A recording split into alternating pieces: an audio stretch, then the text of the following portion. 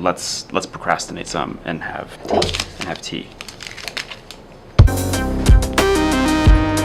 Have you actually gotten writing done today? I've got around half an hour of writing done. This is good. Yeah. It's very productive, I'm sure. All right, this is the first installment of our new series, Coffee with Somebody. Only we're not having coffee, and there's nobody else, it's just the two of us. Cheers. Cheers. Procrastination is a big part of my workflow, and I'm not proud of that. I think you should be. I used to get really frustrated by procrastinating, but at some point I sort of accepted that my brain is not a machine. I can't turn it on in the morning and then work for 8 hours and then turn it off. I have bursts of intense productivity, and then I have periods where I can't get anything done. And that's okay. What should we do? Top 3 something. Top 3 ways to procrastinate. Go. Read data science blogs. Today I read a blog about the death of the clothing industry. Oh, so it's fascinating. It is fascinating. Okay, that's number 1. What's number 2? Shoot videos about procrastination with you. That's oddly highly ranked. When I work at home, I usually put stuff aside and play harp. So other activities. Yeah, completely opposite to what my work is. My top 3 are the news. I am like a news junkie. NPR and Twitter, the news of the day. Bleh. Number 2, probably talking about work. When I'm procrastinating, I will wander down the hall, or I make to-do lists. Stupid to-do lists. To-do lists are useful. Not when you got to-do lists of to-do lists though. I'll sit there and just list, these are all the papers I'm gonna write this year.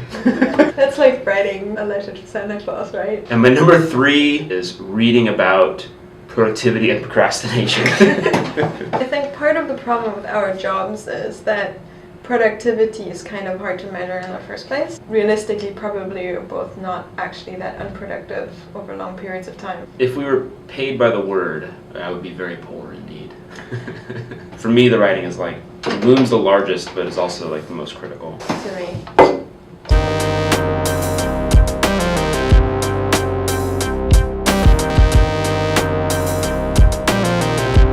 What's your favorite tea? You can only drink one tea forever. Milky oolong. Milk oolong. Yeah, it's not oolong with milk, but there's a type of oolong called milky oolong. Do you add milk to it? Do you have a milky milk oolong? No, you can't. You don't really. Iced tea? I've rarely had really good iced tea. A lot of iced teas, people just brew tea and then ice it. What about you? Are you? I'm a big tea fan, even though most people know me as a coffee drinker. Genmai. Oh yeah. Genmai cha. It's the good sencha that the Japanese drink every day, but then because tea was expensive, they started cutting in popped rice. But then everybody liked it because it's so tasty.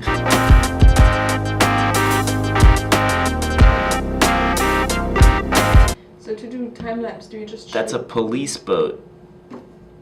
I don't know who they're patrolling. There's no other boats out.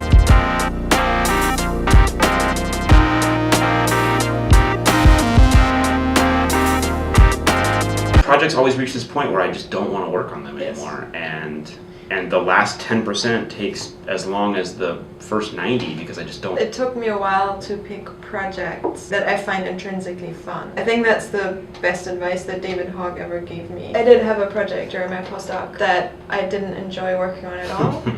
And it was just so hard to motivate myself to go in the morning and do the analysis and keep working on it. I think this is at the heart of what's different about academia. Our projects last so long, both because we spend a long time thinking about them, and also there are, again, funding cycle. We reach these points inevitably in almost every project where you don't want to work on them. And so if you're going to set off on a project, you might as well pick one that's fun. Right. I think the other difference is that all of our work is kind of intrinsically self-motivated, right? Okay, we're out of tea. So that is the conclusion of tea time. So this is obviously a very well-reasoned... For nothing if not structured. That's right.